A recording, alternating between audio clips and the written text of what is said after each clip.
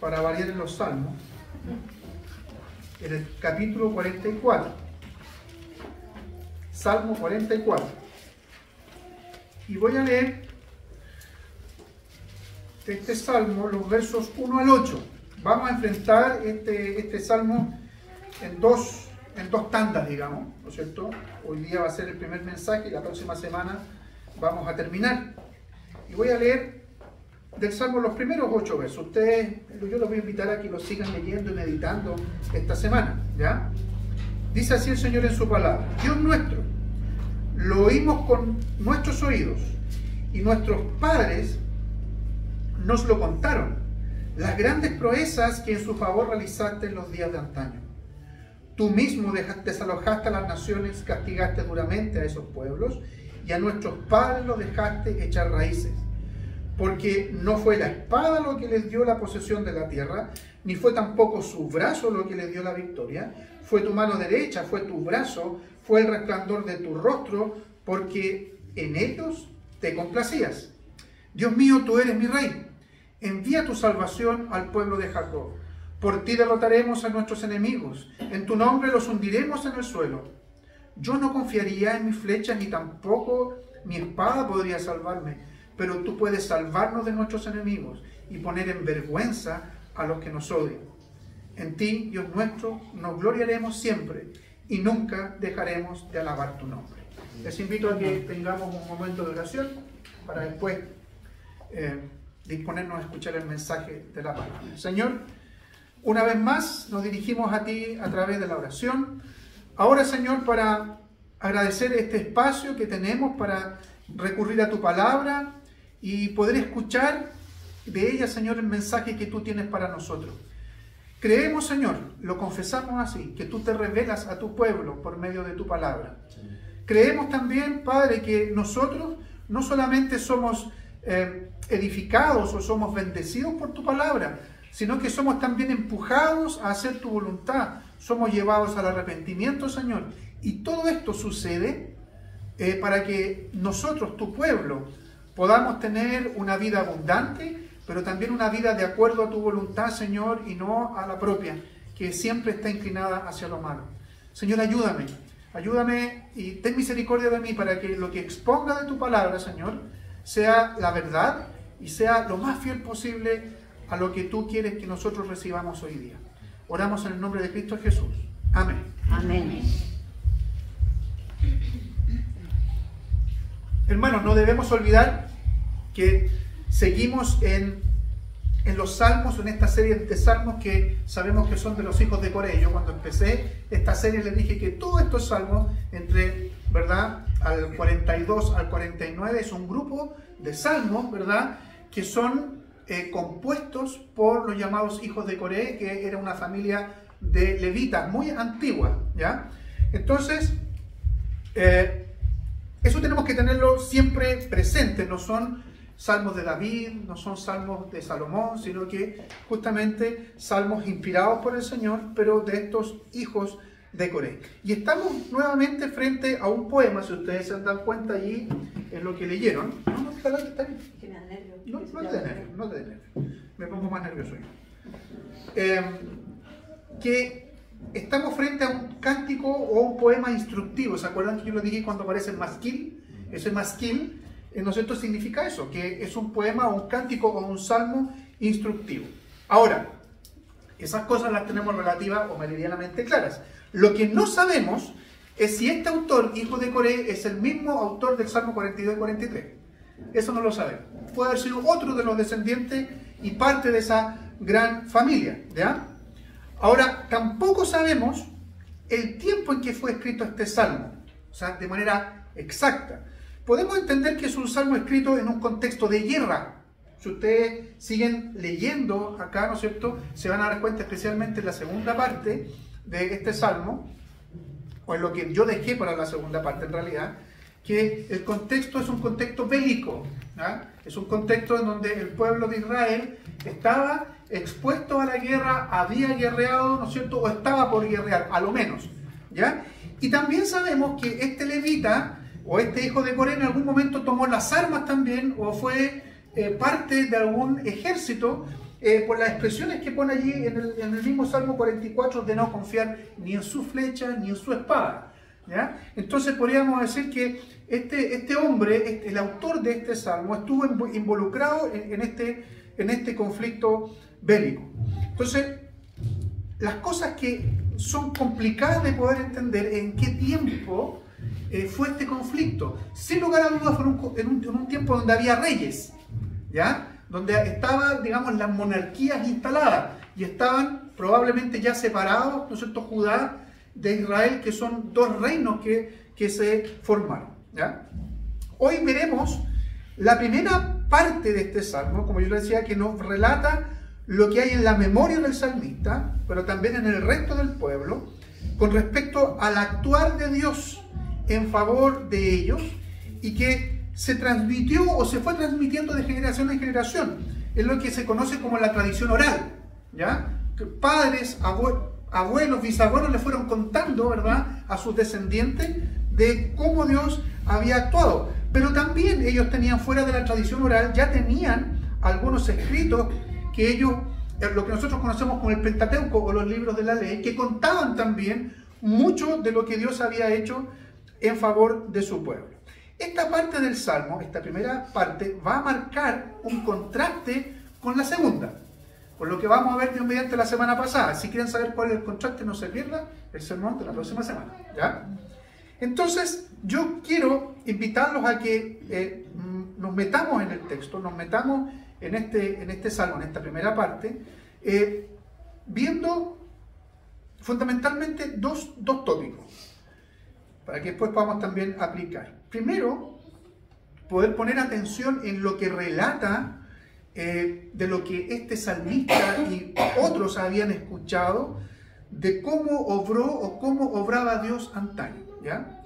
Y yo le puse, ¿no es cierto?, a este punto las victorias de antaño, o las victorias de hace tiempo atrás. Y en una segunda parte, ver cómo la obra y la victoria de ese actuar de Dios, ¿no es cierto?, era todo producto del actuar del Señor, ¿ya? No del actuar de los hombres, o no el actuar de los soldados, ¿ya? De alguna manera se hace cargo el salmista en eso. Y no podemos quitarnos de la mente que lo que estamos viendo acá es un cántico. Y que este cántico o este salmo instructivo justamente quería instruir, valga la redundancia, en eso. Primero, en recordar lo que Dios había hecho. Y esto lo vemos en los primeros versos, en los versos del 1 al 3, ¿ya? Ustedes pongan atención ahí. Una de las primeras cosas de las que podemos darnos cuenta en este salmo es que fue responsabilidad, como yo le decía, de los padres, pero no de los padres solamente, sino que abuelos, bisabuelos, etcétera, de transmitir a su descendencia cómo había actuado Dios en su favor en tiempos pasados con proezas, ¿ya? Con actos, podríamos decir, llamativos. De hecho, el sermón de hoy día se llama el Dios de proezas. Y si ustedes se fijan, es lo primero que encontramos en el verso 1 del capítulo 44 de este salmo, ¿no es cierto?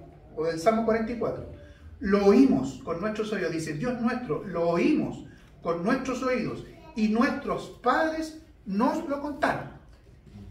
Es decir, era algo que tenían, podríamos decir, asumido cada padre de familia, ¿no es cierto? Y si habían abuelos también ahí, o bisabuelos, tenían asumido que ellos debían contar a su descendencia, debían contar a los niños, a los más jóvenes, cómo había actuado Dios con su pueblo, ¿ya?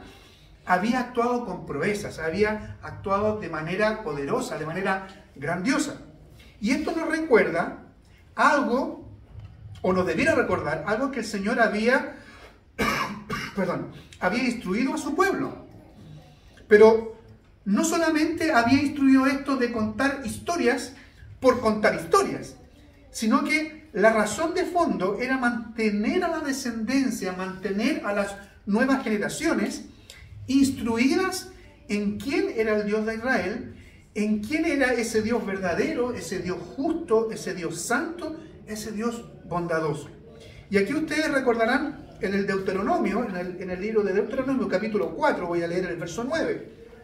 Por lo tanto, esto le decía, ¿no es cierto?, Dios al pueblo de Israel a través de Moisés. Por lo tanto, ten cuidado, ten mucho cuidado de no olvidar nada de todo lo que tus ojos han visto.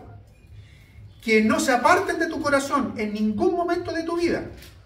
Al contrario, enséñales esto a tus hijos y a los hijos de tus hijos. Entonces, si nos damos cuenta, lo que el salmista está relatando, está cantando en esta composición, en este salmo, es justamente esto que él tenía en mente, tenía en su corazón, pero también él pudo entender que sus antepasados y los antepasados del pueblo tenían muy asimilado ya. Lo que nos recuerda también el mismo Deuteronomio capítulo 6, los versos 20 en adelante, dice: el día de mañana, cuando tu hijo te pregunte, ¿qué significan los testimonios, estatutos y decretos que el Señor nuestro Dios les mandó cumplir? ¿Cuál es el contexto aquí? ¿Por qué el niño podía haberle preguntado esto a su papá? Resulta que los padres tenían que celebrar los sacrificios, celebrar justamente las fiestas que el Señor le había dicho, vivir de una manera determinada. Entonces el niño iba creciendo y veía al padre o veía a la familia haciendo esas cosas o cumpliendo, entre comillas, esos rituales que tenían un significado profundo. Entonces el niño le iba a preguntar: papá, ¿qué significan los testimonios, estatutos y decretos que el Señor nuestro Dios les mandó cumplir? ¿Y qué le debía decir el papá? En Egipto éramos esclavos del faraón, pero el Señor nos sacó de allá con mano poderosa. Ante nuestros propios ojos el Señor realizó en Egipto grandes señales y milagros terribles contra el faraón y contra toda su casa. Nos sacó de allá para traernos aquí y darnos la tierra que juró dar a nuestros padres. El Señor nuestro Dios nos mandó cumplir todos estos estatutos y temerlo, para que nos vaya bien siempre y Él nos conserve la vida como hasta el día de hoy.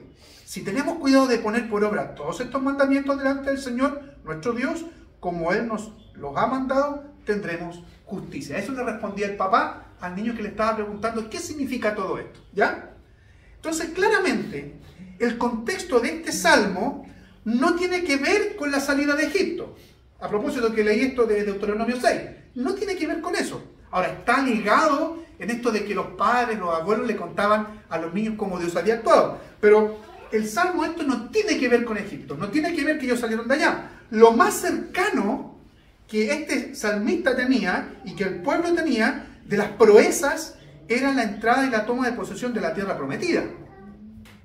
¿Ya? Entonces, a eso se está refiriendo de una manera mucho más puntual. La tierra que Dios le había dado o le había jurado, le había prometido a Israel, que era la tierra de Canaán. Eso es lo que dice el verso 2. Fíjense.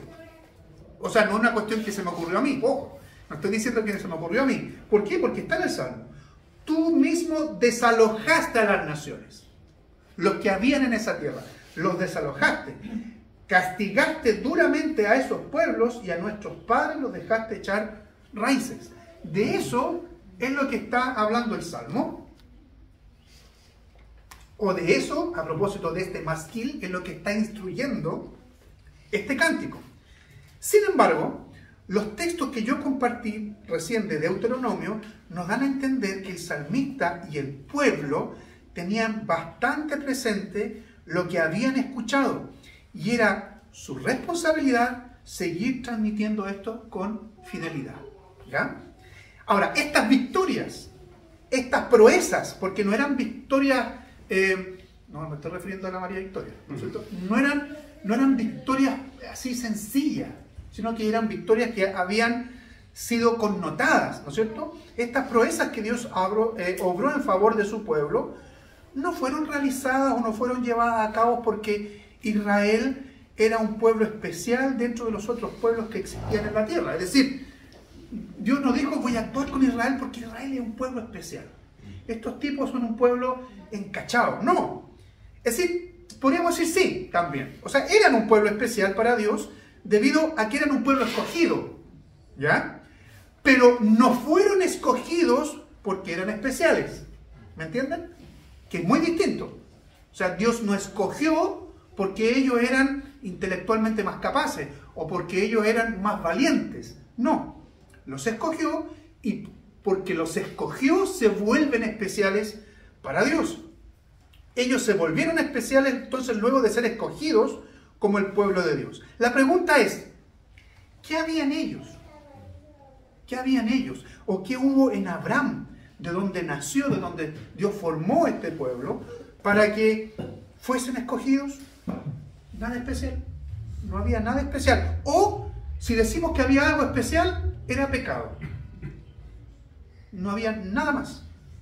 El asunto es que fueron amados por Dios, y porque Dios decidió amarlos, porque Dios decidió amar a Abraham, a pesar de que él era un pagano, es que ellos se transformaron en especiales para Dios. Y por eso Dios luchaba a su favor. ¿Ya? Tú eres un pueblo, fíjense lo que dice Deuteronomio otra vez. Capítulo 7 ahora, de los versos 7 en adelante. Tú eres un pueblo santo para el Señor tu Dios. Otra vez, la palabra santo, que va a aparecer muchas veces y aparece muchas veces en la Escritura, no tiene la connotación que tradicionalmente se le da en nuestra sociedad y en el mundo cristiano en general. La palabra santo no significa que es inocente o que no tiene pecado o que es, ¿no es cierto?, impecable. No, la palabra santo, cuando especialmente aquí dice tú eres un pueblo santo, es un pueblo que el Señor escogió y apartó para Él. ¿Ya? Entonces, dice aquí el Deuteronomio, tú eres un pueblo santo para el Señor tu Dios. El Señor tu Dios te ha escogido para que le seas un pueblo especial. Fíjense, te escogió, dice el pueblo, escogió al pueblo para que sea un pueblo especial. No eres un pueblo especial y por eso te escojo. ¿Ya? Aquí está esa verdad, ¿no es cierto?, revelada. Dios te ha escogido para que le seas un pueblo especial por encima de todos los pueblos que están sobre la tierra. El Señor los quiere, el Señor los ha escogido, no porque ustedes sean más numerosos que todos los pueblos, pues ustedes eran el pueblo más insignificante de todos, sino porque el Señor los ama y porque quiso cumplir el juramento que les hizo a sus padres. Y sigue, por eso el Señor los ha sacado con mano poderosa, por eso los ha rescatado de la esclavitud y del poder del faraón, rey de Egipto. Sábelo bien, el Señor tu Dios es Dios, es el Dios fiel que cumple su pacto y su misericordia con aquellos que lo aman y cumplen sus mandamientos, hasta 1000 generaciones. Entonces, lo que nosotros estamos viendo en el Salmo 44, y esto de que Él, ¿no es cierto?, Dios escogió y luchó y luchaba por Israel, porque era un pueblo especial, no era, insisto, la especialidad que dio Dios para obrar así, sino que al revés. El Señor los escogió y allí se convirtieron en este pueblo especial por el que Dios luchaba. Ahora, el verso 3 nos da el inicio de una transición hacia las verdades que encontramos en los versos siguientes. ¿Ya? Encontraremos ciertas convicciones de carácter teológico. ¿Qué significa convicción de carácter teológico? Es una convicción o una seguridad de cómo el salmista y de cómo el pueblo de Dios debía entender a Dios, entender su carácter y el modo de actuar. Eso es una convicción teológica. O sea, saber de quién es Dios, ¿no es cierto?, cómo se revela Dios, quién es Dios, cómo actúa y por qué actúa así. ¿Ya? El salmista entiende que a pesar que quienes están en la batalla son hombres de carne y hueso, son soldados de carne y hueso, no es el poder del soldado, no son las habilidades del soldado, no es la valentía del soldado los que le permitieron esas victorias militares a Israel, sino que fue el actuar poderoso de Dios. ¿Ya? Y eso en general es la convicción que el salmista tiene, la convicción que el Señor está revelando en su palabra también como una gran verdad. Y eso nos da el pie para el siguiente punto que yo quería compartir con ustedes. Es que las obras victoriosas o estas proezas victoriosas son del Señor. No son del ejército, no son de Israel. Esto es lo que lo encontramos en los versos 4 al 8. El salmista está exponiendo aquí que Dios, su Dios, es también rey. ¿Ya? Verso 4. Dios mío, tú eres mi rey. También es rey. Y aquí encontramos una fuerte convicción, como yo decía, de orden teológico. El pueblo de Israel, de Judá también, como yo decía, lo más probable es que estaban separados ya en dos reinos, estaban viviendo un periodo de monarquías, o sea, que estaban siendo gobernados por reyes. Sin embargo, para el salmista, el Dios de Israel estaba por sobre, más arriba que el poder temporal. ¿Cuál es el poder temporal? Los gobiernos humanos. Estaba más allá de los reyes. Él reinaba por sobre los reyes.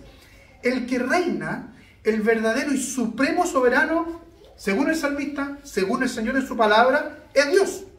Por eso, su seguridad, la seguridad de este hombre que compuso el Salmo, que estaba inspirado por el Espíritu Santo, la seguridad es que Él, Dios, es quien realmente puede salvar en cualquier situación, por difícil que parezca. Por eso que dice aquí el verso 4, Dios mío, tú eres mi rey, envía tu salvación al pueblo de Jacob. En la misma dirección, el verso 5, el verso que sigue, expone que lo que el siervo de Dios, en este caso el hombre, cualquier hombre que confíe en la fuerza del Señor y no en sus propias fuerzas, no en sus propias habilidades, puede enfrentar al enemigo y vencer. ¿Ya? Entonces este rey Dios, guerrero, con estos tres nombres, rey, Dios y guerrero, es el que trae la victoria.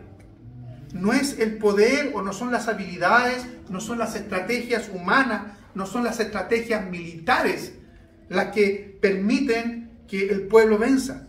El que iba a ser rey en algún momento, David, ustedes podrán esto verlo en la misma escritura o incluso en algunas películas, enfrentó de esta manera, confiando en este Dios rey guerrero, a quien a los ojos de todo el mundo era completamente invencible, Goliat.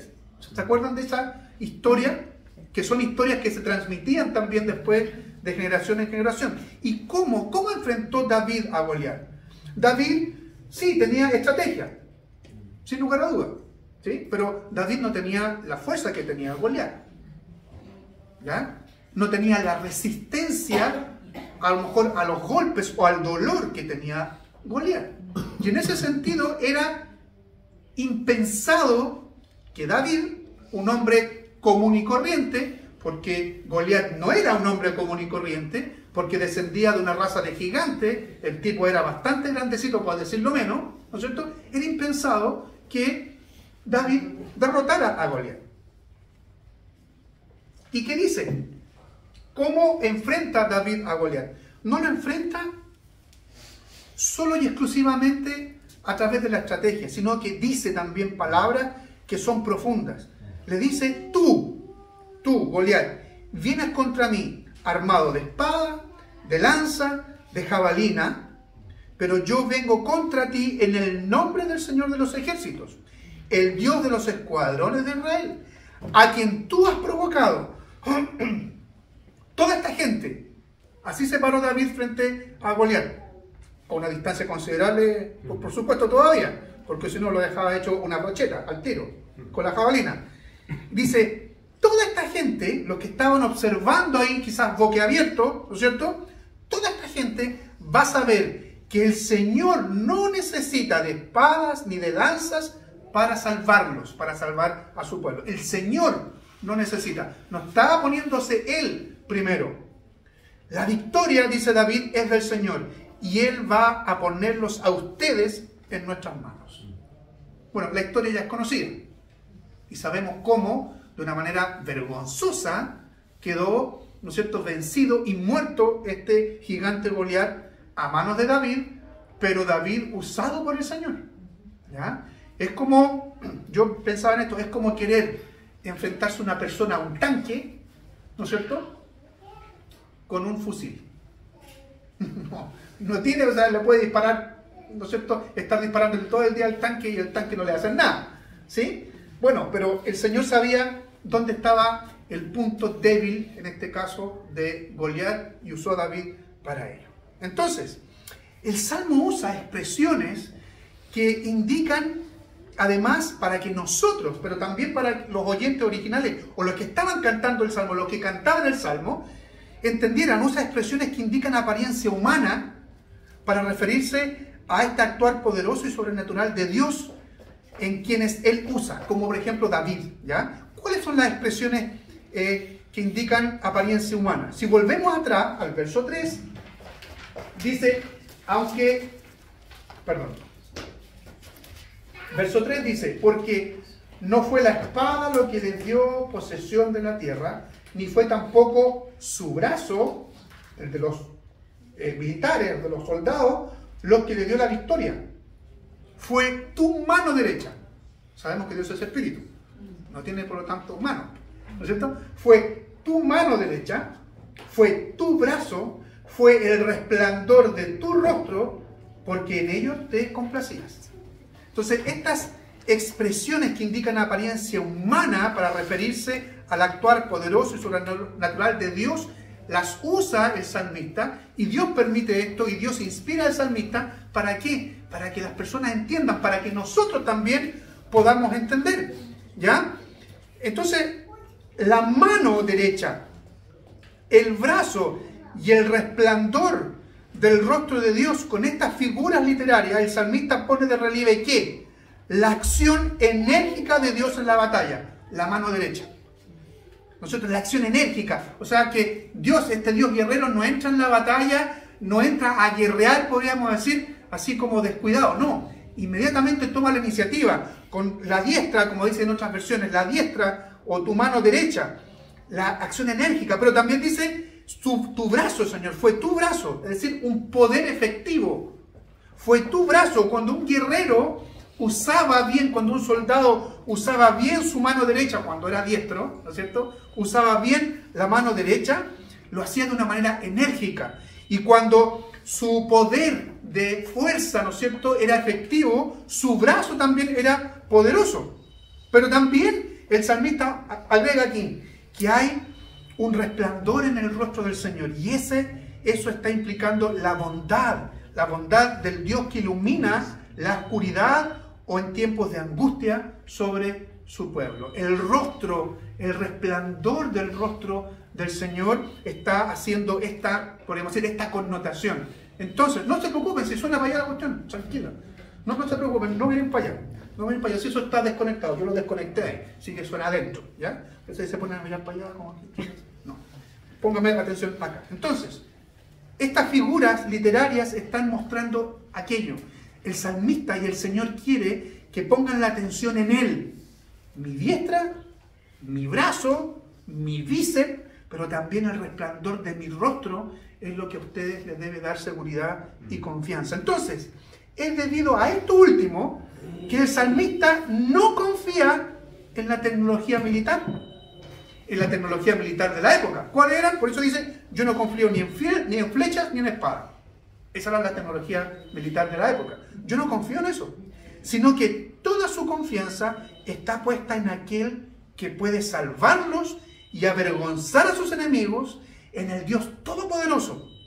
Por lo mismo termina esta parte del Salmo dejando claro que la gloria, y aquí la palabra gloria significa el orgullo, o hablando en chileno, el sacar pecho, ¿no es cierto? La gloria del pueblo era Dios, no eran ellos mismos. La gloria del pueblo no es su ejército, sino que ellos se glorían en el Señor, a quien nunca dejarán de alabar. Eso es lo que dice el Salmo 44 al final. Fíjense, verso 8. En ti, Dios nuestro, nos gloriaremos siempre. O sea, ¿queremos sentirnos orgullosos de algo, de alguien? Sí, de ti, Señor. No de David el día de mañana, no de este general, no de este rey, no, de ti, Señor. Y nunca, o por eso nunca, dejaremos de alabar tu nombre. Entonces, ¿cómo podemos aplicar estas verdades que hemos visto? Además, estas convicciones teológicas que de alguna manera están presentes en esta primera parte del Salmo 44. Una primera cosa, nuestra responsabilidad como padres de enseñar a nuestros hijos quién es Dios. Se hace evidente en el Salmo, en la primera parte, ¿no es cierto?, como ya vimos, que el salmista había oído, él mismo había oído, seguramente sus hermanos habían oído de su padre, de sus abuelos, y así cada familia tenía, en cada hogar había un responsable de transmitir estas cosas, ¿ya? De transmitir esta historia. Pero ojo, no eran cualquier historia, no era que les contaran historias de que el abuelito salió y se encontró con un león, no tenía que ver con eso, sino que enseñar Ellos enseñaban quién era Dios, quién era este Dios guerrero, rey y poderoso. Nuestra responsabilidad, por tanto, como padres, es de enseñar a nuestros hijos quién es Dios. Podemos y debemos contar las proezas que Dios ha hecho en nuestro favor. Muchos milagros quizá, que conocemos también. Pero la más grande historia en nuestra vida es la historia de la redención del Señor a través de Jesucristo. Esa es la historia por sobre todas las historias. Eso es lo que debe conocer nuestra descendencia. Y si usted o yo hemos fallado en eso, en ser constantes en eso, debemos arrepentirnos delante del Señor. Piensen ustedes los que tuvieron la ocasión de tener papás cristianos. Si eso lo escucharon, o abuelos, si no habían padres. Yo lo tuve. Y yo doy gracias al Señor, porque es gracias a eso también que yo hoy día puedo decir, sí, el Señor es mi Salvador. Gracias al actuar fiel en ese sentido de mis antepasados, de contar de quién era este Dios. Entonces la más grande historia que nosotros debemos contar a nuestros hijos, contar a nuestra descendencia, es justamente eso. Ahora, si tus padres te contaron eso, si tus padres hicieron esta tarea y se esforzaron y fueron constantes, pero tu corazón se endureció, eres tú el responsable. O son ellos los responsables si no están en los caminos del Señor hoy día. ¿Sí? Así que esto no es que siempre va a ser así, porque cada persona también es responsable. Y hay muchos padres que hasta el día de hoy, ¿no es cierto?, se duelen y se culpan por esto. Pero ojo, si tú has sido fiel, si tú has repetido, si tú te has esforzado en contar la historia de la redención, no la historia de Moisés, no la historia de David, no la historia de que David agarró una piedrecita, se ha quedado aquí, ¡uy, qué tremendo! ¿Qué proeza fue esa? No, es el Señor el que está detrás de esto. Y hermanos, esas son una de las tantas cosas que incluso en las iglesias hasta el día de hoy, no en los cultos quizás, pero en esta institución de la escuela bíblica que nosotros amamos tanto, se obvia. Se obvia. Y cuando digo que se obvia porque se cuentan las historias, la historia de Jonás, la historia de Moisés, y se cuentan las historias, pero no se transmite el evangelio que está detrás de esa historia. Y los niños se quedan solamente con eso. Se quedan con la historia y se quedan con lo bonito de la historia. Pero no se resalta a Cristo que está ahí dentro de esa historia, o al Dios revelándose a ellos o revelándose a nosotros en esa historia. Entonces, como primera cosa eso, aplicar a nuestra vida hoy día. Somos responsables hasta el día de hoy de transmitir a las generaciones que vienen. Y si usted hoy día no es papá, no es mamá todavía, tendrá sobrinos, tendrá, ¿no es cierto?, nietos, perdón, tiene que ser papá, pero putativos a lo mejor, ¿no es cierto? Gente que tiene niños y que son, ¿no es cierto?, cercanos, que cuéntale esas cosas, cuénteselas.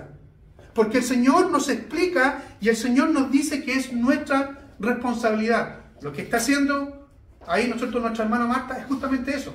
Pero no es responsabilidad primero de ella. ¿De quién es la responsabilidad primera? ¿De quién?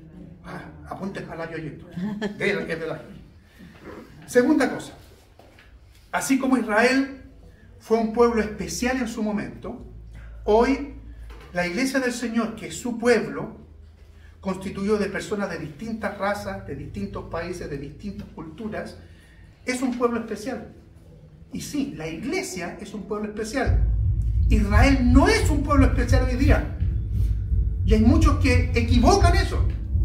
Porque el pueblo de Dios hoy día está compuesto no de israelitas, no de hebreos.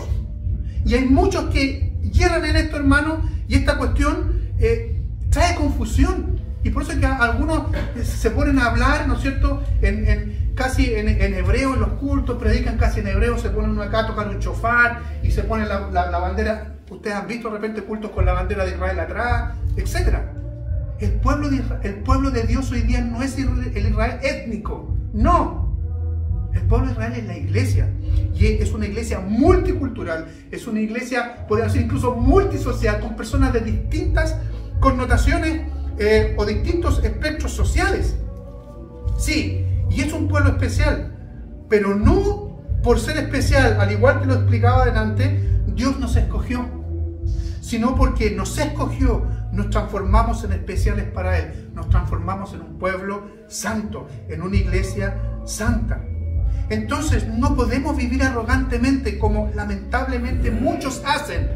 Hermanos, hay cristianos que lamentablemente, y dentro del mundo evangélico esto se ve mucho, y se malinterpreta la escritura en esta y otras cosas. No, usted no puede ser cola, usted tiene que ser cabeza. No, yo soy un hijo del Señor y a mí el Señor siempre me va a bendecir. No, yo soy especial y yo soy...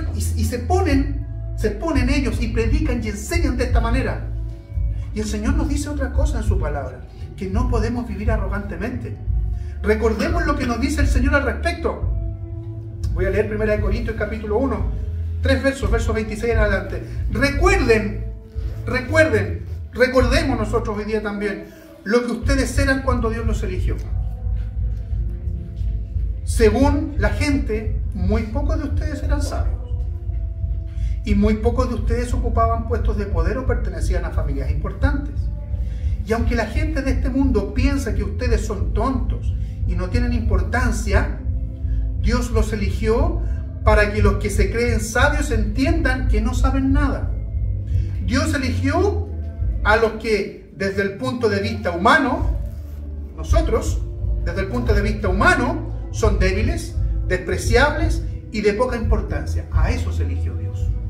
Aquellos que son débiles, despreciables y de poca importancia, para que los que se creen muy importantes se den cuenta de que en realidad no lo son. Así que Dios ha mostrado que en realidad esa gente no vale nada. Por eso ante Dios nadie tiene que sentirse orgulloso. O esto lo puse acá de la traducción en lenguaje actual. Es lo que la Reina Valera dice: lo despreciado del mundo, lo vil del mundo escogió Dios para avergonzar a lo fuerte. Pero como tenemos que entender esto, y gracias a Dios tenemos distintas traducciones, lo que dice la palabra del Señor en nuestro lenguaje actual diría esto, lo vuelvo a decir: Dios eligió a los débiles, a los despreciables y a los de poca importancia. ¿Te puedes sentir orgulloso de eso? No, nos pone en el lugar que corresponde. Ahora, ¿somos especiales? Sí, somos especiales porque el Señor nos escogió. Y en ese sentido, sí que podemos gloriarnos, y gloriarnos pero en el Señor. Sí podemos enorgullecernos o jactarnos. Sin embargo, no en nosotros. Más bien, así como lo expresa el salmista, nuestra gloria y orgullo es el Señor mismo, como dice aquí. Siempre, dice al final, el verso 8, en ti, Dios nuestro, nos gloriaremos siempre y nunca dejaremos de alabar tu nombre. Y aquí ocupo otra vez palabras inspiradas del apóstol San Pablo en la primera carta de Corintios 10. Pero si alguno quiere jactarse, si alguno quiere sacar pecho, ¿ya? Si alguno quiere gloriarse, que lo haga en el Señor. Porque no es aprobado el que se alaba a sí mismo, sino aquel a quien Dios alaba. El apóstol está citando o pensando en la profecía de Jeremías, que dice en una parte así: que nadie se sienta orgulloso, ni el sabio en su sabiduría, ni el poderoso en su poder, ni el rico en su riqueza. Si alguien quiere sentirse orgulloso, que se sienta orgulloso de mí y de que me obedece. Eso es conocerme. Eso es conocerme. Hermanos, hay personas cristianas hoy día que tienen estudios altísimos, maestrías, doctorados, etc. Y muchos de ellos no conocen al Señor. Y la mejor manera de darse cuenta de que no conocen al Señor, o que no tienen esos estudios, sí, pero están en puestos de poder en las iglesias y no conocen al Señor. Y no conocen al Señor, ¿por qué? La mejor evidencia es justamente que son personas orgullosas, que se jactan de ¿qué? Se jactan de conocimiento, se jactan de poder. El diablo tiene a lo mejor más conocimiento que nosotros mismos y que esos doctorados, que esas maestrías del mismo Dios, pero es el diablo, es Satanás. Puede conocer e interpretar la escritura, las conoce y las puede interpretar bien, pero las tuerce para engañar. Eso es ser inteligente. El diablo es inteligente, y no estoy diciendo ninguna herejía con esto. El diablo es inteligente. Y por eso que es nuestro enemigo, y por eso que es tan peligroso, y por eso que tenemos que combatirlo con herramientas y con armas espirituales. Hermanos, que el Señor tenga misericordia de nosotros. Es lo que nosotros debemos siempre estar alerta. Y una de las maneras de estar alerta y de defendernos de estas cosas es justamente cómo termina, y vuelvo a citar, cómo termina el verso 8, ¿no es cierto?, de esta primera parte del Salmo 44. En ti, Dios nuestro, nos gloriaremos siempre y nunca dejaremos de alabar tu nombre. Amén. La honra y gloria es del Señor. Amén. Y la iglesia debe buscar siempre la honra y gloria del Señor, no la propia gloria. El Señor nos libre. Esas expresiones están bien dichas. Que me libre el Señor nos libre de enorgullecernos en lo personal o de llegar el día de mañana a enorgullecernos como iglesia. Si tenemos algo de que sacar pecho, saquemos pecho y la gloria sea para el Señor. Amén.